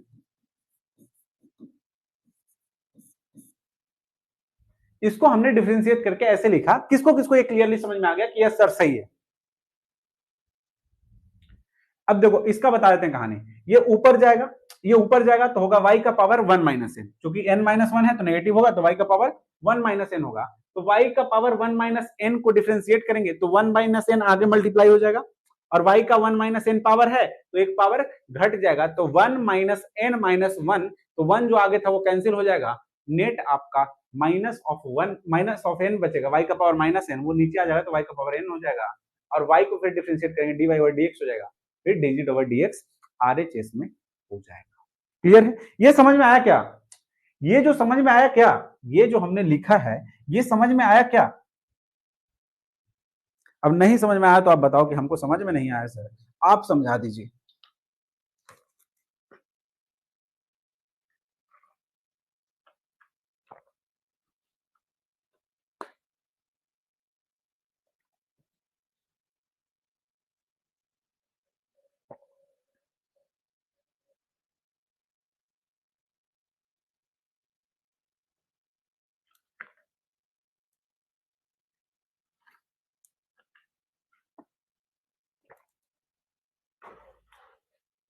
नहीं आया, नहीं आया। देखो अब ये चीजें है ना, ये समय की बर्बादी करती है। कैसे करती है? अब देखो यहां से इसको हमने डिफरेंशिएट किया, ये है y का पावर 1 माइनस एन, ये ऐसा है इक्वल्स टू z है, यही है कहानी।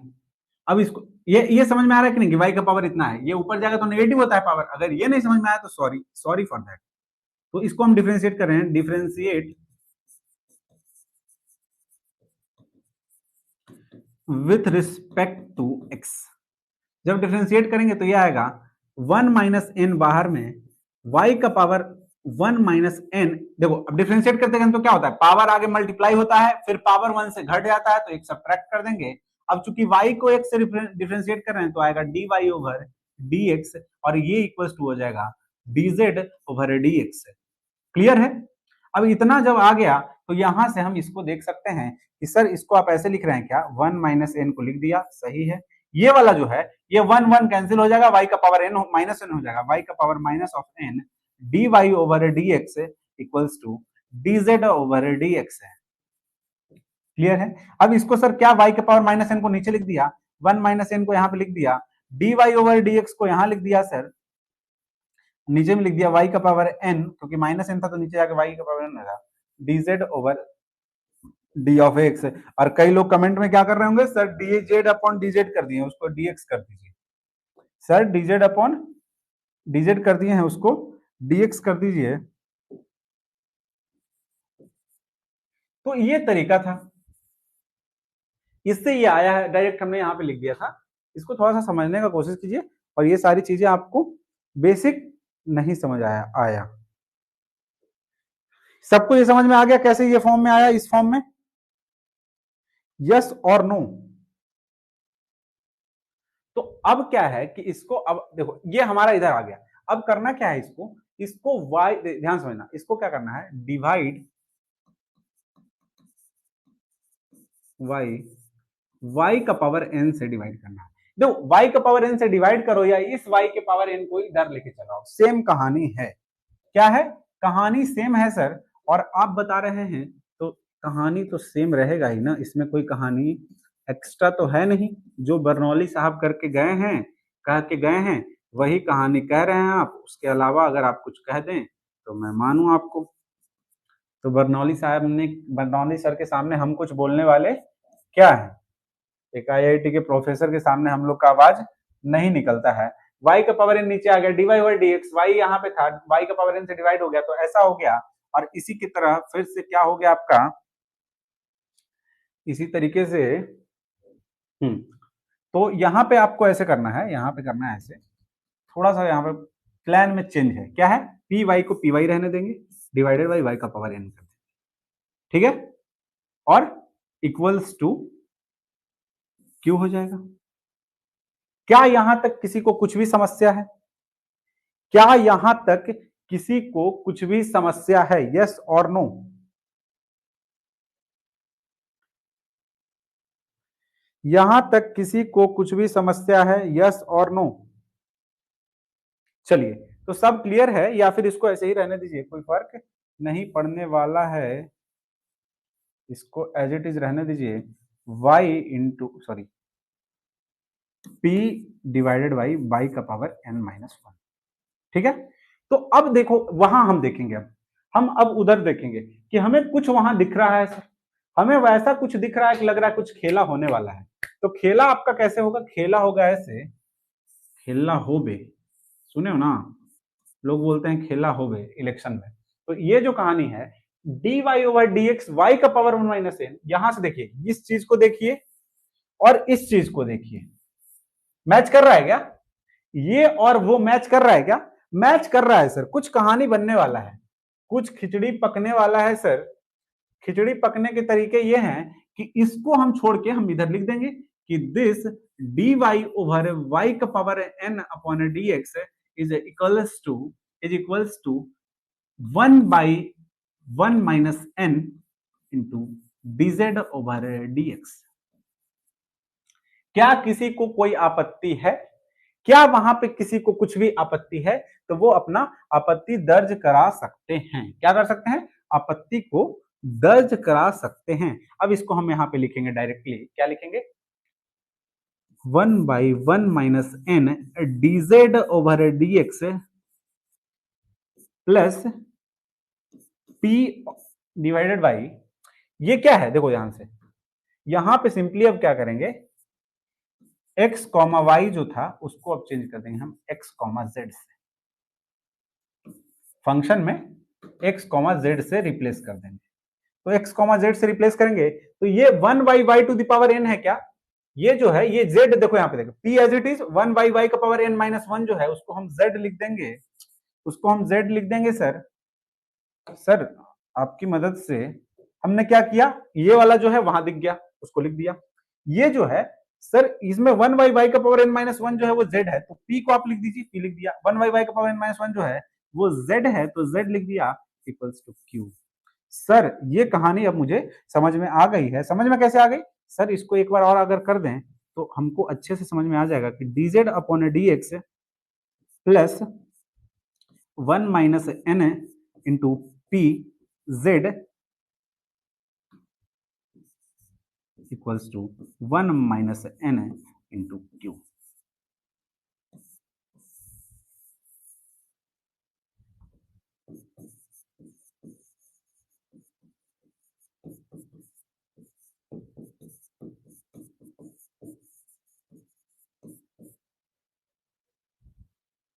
क्या समझ में आया?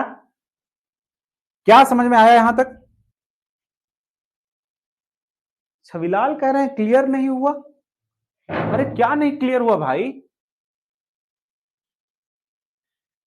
क्या प्रॉब्लम हो गया बताओ? इतना अच्छा से सब कुछ लिखा हुआ है, इधर इतने अच्छे से लिखा हुआ है, समझ पा रहे हो? माइनिंग ब्रांच में आपको फिजिक्स वाला और अनअकैडमी जैसा मैथमेटिक्स का बोर्ड पे पीपीटी आपको दिख रहा है, और आप कह रहे हो समझ नहीं आ रहा। तो मुझे समझ में नहीं आ रहा कि क्या समझ में नहीं आ रहा। समझ रहे हो ना? समझ में नहीं आ रहा, ऐसा 5 बार आ गया। यहां तक सब कुछ क्लियर आ गया। ये अब देखो ध्यान से समझना, ये जो इंटीग्रेटिंग फैक्टर में हम या फाइनल इक्वेशन में पी और क्यू जो लिखते थे, वो यहां से डायरेक्टली पी क्यू हम नहीं लिख सकते हैं, क्योंकि जो जेड के साथ जो कोफिशिएंट है वो हमारा पी का काम करता था, और कोफिशिएंट में 1 माइनस एन भी यहाँ इंक्लूडेड है, और क्यू के साथ यहाँ 1 माइनस एन इंक्लूडेड होगा। तो इसको कैसे कर सकते हैं? इसको कर सकते हैं, ध्यान से देखना, dz ओवर dx प्लस, ध्यान से सुनना, हम इसको ये जो है ना, इसको इसको इसको लिख रहे हैं, पी क्यू है, इसको लिख दो r into z equals to, इसको एस लिख दो। क्या अब ये लीनियर डिफरेंशियल इक्वेशन के फॉर्म में है क्या? इसको हमने बोल दिया this is our s and this is our r. अब ये दिख रहा है आपको लीनियर डिफरेंशियल इक्वेशन के फॉर्म में ऐसे। अब यहां से आप डायरेक्टली वो फॉर्मूला लगा सकते हैं, ठीक है? अब यहां से कैसे लगाएंगे सर? तो इसके बाद हम चलेंगे नेक्स्ट पेज पे।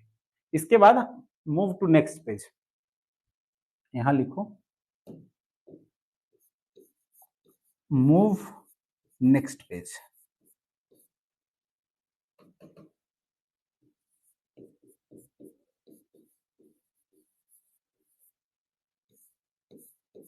ठीक है, यहां पे समझने के लिए इसको हम लिख दिए हैं, यहां पे हम इसको समझने के लिए लिख दिए हैं, या इसको आप हटा सकते हो, ये इसका कोई ज्यादा सेंस नहीं बना, बस दिखा रहा हूं कि ये इसको अगर आपको सॉल्व करना है ना, तो इसको एक साथ लेके चलना होगा। रहने दो, रहने दो। नो मीन्स नो डाउट था सर। चलिए चलिए, बिल्कुल, थैंक यू फॉर कंफर्मेशन कि आपने नो क्यों बोला।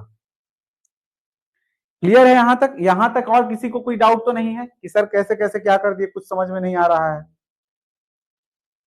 अब सब खेला हो गया है, सब खेला हो गया है। खेला क्या हो गया है?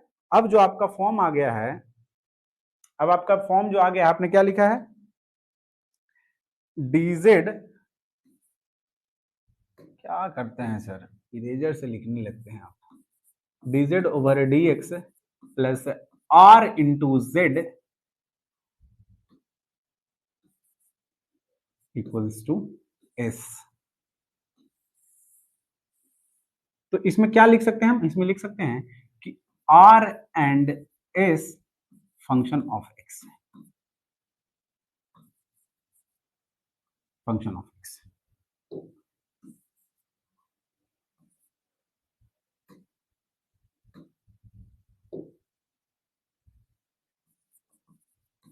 ठीक है, तो यहां से आप डायरेक्टली क्या लिख सकते हैं? देखो, अब एक तो यहां से डायरेक्ट कर सकते थे, एक तो यहां से भी कर सकते हैं, यहां से भी कर सकते हैं। आप जैसे बोलोगे हम वैसे करेंगे। आप कैसे बोलोगे? आप जैसे बोलोगे वैसे करेंगे। आप दोनों तरीके से बोलोगे, हम दोनों तरीके से करेंगे। तो इसका सॉल्यूशन तो हमको पता था, क्या होता था? z into integrating factor is equals to q, q into z into integrating factor, और क्या होता था? q into integrating factor. तो q की जगह क्या है हमारा? s है, q की जगह s है, और इंटीग्रेटिंग फैक्टर का होल इंटीग्रेशन।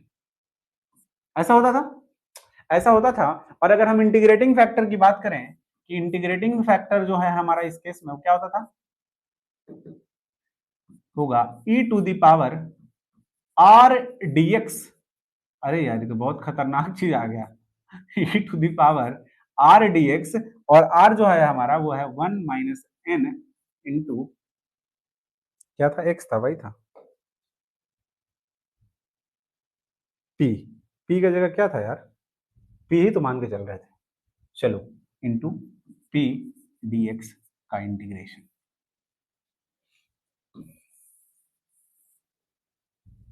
ठीक है, और हमने क्या लिखा यहाँ पे? हमने इसको बोल दिया है कि r हमारा ये है, ये हमारा ये टोटल है, ब्रैकेट में बंद कर दिया। अच्छा स्टूडेंट जो भी थोड़ा सा भी समझदार होगा उसको सब कुछ समझ में आ रहा होगा, ऐसा हम मान के चल रहे हैं। तो ये हमारा आ गया इंटीग्रेटिंग फैक्टर इंटीग्रेट करने के बाद। तो लिख सकते हैं कि z इंटू, थोड़ा सा ऊपर करो, थोड़ा सा ऊपर करो, z इंटू इंटीग्रेटिंग फैक्टर। वो क्या है? इंटीग्रेटिंग फैक्टर है, लिख देते हैं इंटीग्रेटिंग फैक्टर। बाकी अपना जो कहानी होगा वो अपना समझेंगे, हमें क्या मतलब। Is equals to s into integrating factor. S हमारा क्या है? एस है हमारा 1 minus n into q, 1 minus n into q into integrating factor को हम लिख देंगे इंटीग्रेटिंग फैक्टर। इसका इंटीग्रेशन लेना है, इसका इंटीग्रेशन लेना है। और ये जो आपका सॉल्व होकर के अब आएगा, अब क्या करना है? इंटीग्रेटिंग फैक्टर आपका क्या है? इंटीग्रेटिंग फैक्टर आपका वो है, और z की जगह आप अपना ओरिजिनल वैल्यू पुट करना अब शुरू कर दीजिए। z की जगह आप अपना ओरिजिनल, नो मींस, ठीक है, z की जगह आप अपना ओरिजिनल वैल्यू जो लिखे थे 1 बाई y का power n minus 1 equals to z, वो चीज यहाँ पे डाल दीजिए और राइट हैंड साइड में सिंपल इक्वेशन जो है q वाला वो सॉल्व कर दीजिए, आपका आंसर आ जाएगा। ठीक है, तो सिंपल आपका फंडा यही हो गया कि ये जो है ये सॉल्यूशन का फॉर्म है। अरे यार क्या कर रहे हैं हम, this is the form of the solution. चलिए, तो यही कहानी है, कैसे कैसे किस इंटीग्रेटिंग फैक्टर हम यहाँ लिख दिए हैं, बाकी ये कहानी है आपके सामने। आप इसको समझने का कोशिश कीजिए, थोड़ा थोड़ा नहीं समझ में आए तो फिर एक बार हमसे पूछ लीजिए कि क्या है इसका मायने। सर मायने समझते हो ना? मायने, माने बोलते थे पहले, स्पेलिंग स्पेलिंग जो होता था ना बचपन में, कि माने याद है कि नहीं याद है? तो माने आप समझिए इसका, और इस पे हम जल्दी से एक सवाल लेकर के अपने शंका का समाधान कर लेंगे। शंका का समाधान सुनने को मिलता होगा आप लोग को कई बार।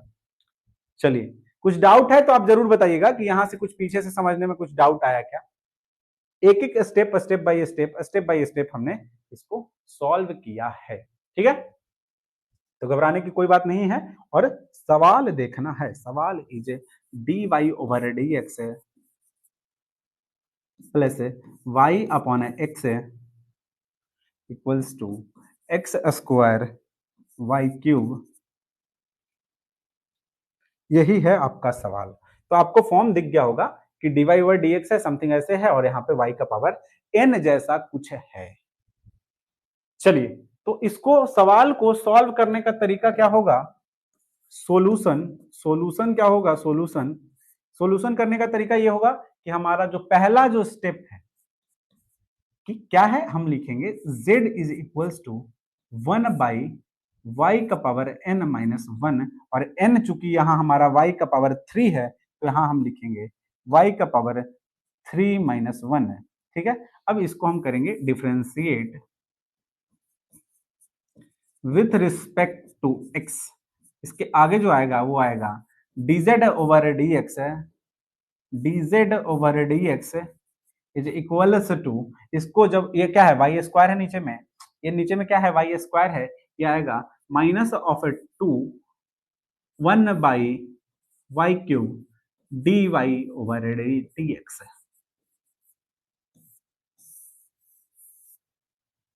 ये समझ को सबको समझ में आ रहा है क्या?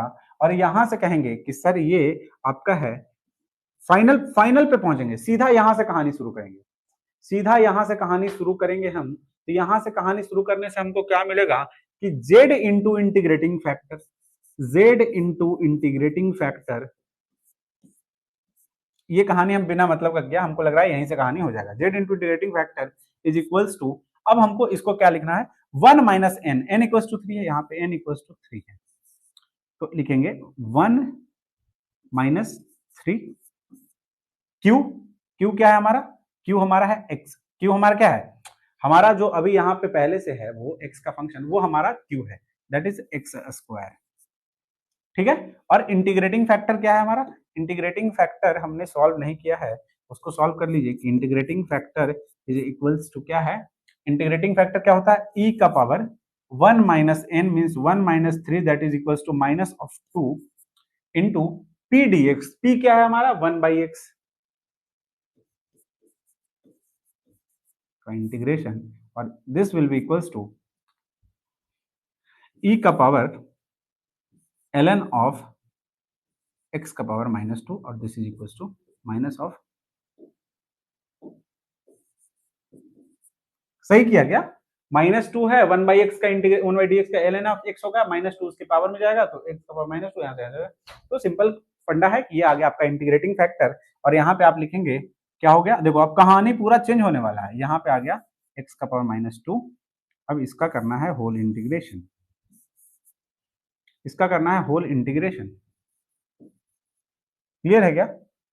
इसका करना है होल इंटीग्रेशन, और यहाँ पे आपका आ रहा है z, क्या है z का वैल्यू क्या है, z इक्वल्स टू हम यहाँ पे लिखे हुए हैं, ये है z का वैल्यू, तो आप लिखेंगे 1/y का square into integrating factor that is equals to x का power -2 is equals to integration of -2 x का पावर 2 x का पावर -2 हो जाएगा 1, तो ये आपका हो गया dx, और इसको अगर आप देखेंगे तो ये आ जाएगा आपका 1/x square y square is equals to minus of 2x plus c।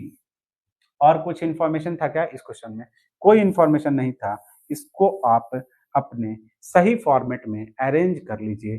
This is the 1/x square y square equals to 2x plus c, 2x नहीं है -2x है, और आपका आंसर भी -2x है, so your answer is correct, Chhabilal is correct for this question. ठीक है, तो बर्नौली का तरीका क्या हुआ?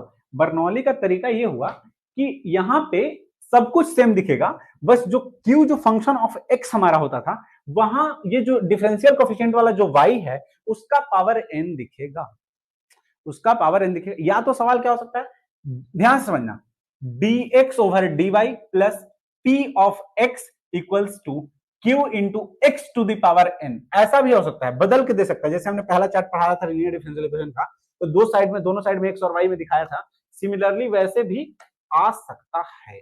तो इसलिए इसको ध्यान रखना है कि यहां तक सब कुछ, यहाँ पे q रहे तो लीनियर डिफरेंशियल इक्वेशन, और y का समथिंग पावर आ जाए तो वो हो जाएगा बर्नौलीज इक्वेशन। ठीक है, तो बर्नौली साहब ने इतना अच्छा मेथड बताया है जिससे कि हम सब कुछ देख पा रहे हैं। तो इसका कोई कहानी ज्यादा नहीं था, क्योंकि हम वो क्या, तो स्टेप बाय स्टेप सॉल्यूशन के लिए उसकी जरूरत पड़ती है, यहां पे इसका जरूरत नहीं है, डायरेक्ट हम रिजल्ट से काम कर लिए हैं। ठीक है, और रिजल्ट कौन सा यूज किए हैं? तो रिजल्ट हम अपना यूज किए हैं ये वाला, इससे डायरेक्ट यूज किए हैं कि z into integrating factor equals to this. चलिए, तो ये आपका हो गया सवाल, और मैं सवाल चाहूंगा कि एक सवाल आपको होमवर्क के फॉर्म में भी दे दूं, एक दो सवाल, और उसके बाद आप अगले क्लास में, चलिए,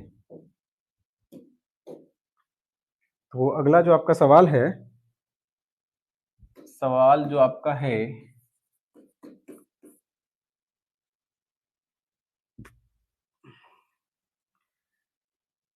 dy over dx plus y upon x equals to x square y cube. Clear है? यही है आपका, ये अभी तो नहीं किया ना, यही किया ना अभी? देखो देखो क्या करते हैं सर आप, क्या करते हैं सर, ये कोई मतलब हुआ सर? आपको सवाल भी याद नहीं आ रहा है? D y over d x plus y upon x log of y equals to y upon x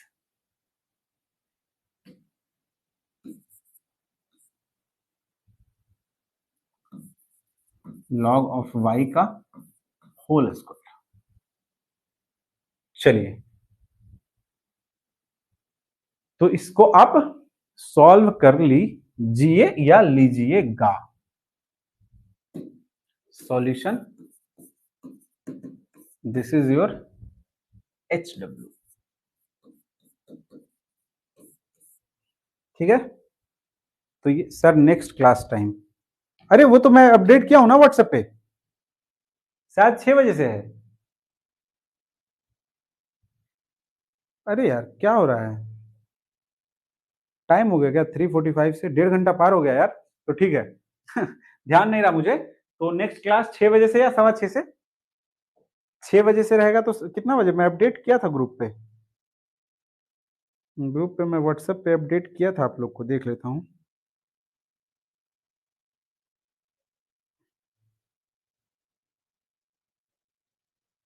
हम्म 6 बजे से है, 6 से 7:30 तक। Next class is your from 6 to 7:30।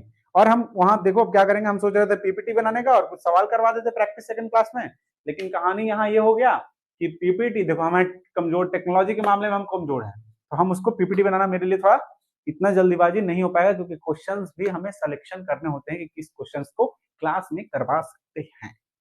ठीक है? अरे नहीं भाई, 7 से 8:30 कर देंगे, हमारा काम बाहर बाहर घूम नहीं पाते, तुम हमको शाम को ही रोक दे रहे हो। कभी बनारस आओ और घूमो बनारस, फिर समझ में आएगा कि बनारस क्या है। अरे हमारा भी बात मानो यार, आज 2 क्लास ले रहे हैं, कैंसिल कर दें क्या क्लास? क्लास कैंसिल कर दें क्या? नहीं नहीं, क्लास कैंसिल नहीं करेंगे, क्योंकि हमें सिलेबस भी कंप्लीट करना है। तो 4-4 घंटे की क्लास, देखो क्या होता है, पहले वीक में 6 क्लास होता था, एक ऑफ रहता था। अब क्या हो रहा है कि वीक में पूरा क्लास हो रहा है, ऑफ नहीं हो रहा है, और क्लासेस क्या हो रहे हैं, 3 दिन एक्स्ट्रा हो रहे हैं, 2 दिन एक्स्ट्रा हो रहे हैं, मतलब 3 क्लास ओवर अब ज्यादा हो रहा है। चलिए ठीक है, तो ना 6 से रहेगा और ना 7 से रहेगा, रहेगा तो सिर्फ 6 बजे से रहेगा। ठीक है, बोले क्या बोलते हैं सर, कुछ समझ में नहीं आता है। तो ये आपका सवाल होमवर्क में रह गया। अगला क्लास, अभी टाइम बहुत कम है, अभी आपके पास महज आधा घंटा से 40 मिनट का समय है। 6 बजे से अगला क्लास रहेगा। चलिए हम भी थोड़ा सा रात को बाहर घूम ले। Thank you everyone, thanks for joining, और उम्मीद करता हूं कि आपको अच्छे से समझ में आ रहा होगा और आगे भी इसी तरीके से आगे समझ में आते रहेगा। Thank you. 6 बजे क्लास में आइए और मस्त वहां पे कुछ सवाल, या तो फिर आज चाहे तो डिफरेंशियल इक्वेशन कंप्लीट कर देंगे या तो फिर सवाल कर लेंगे। चलिए।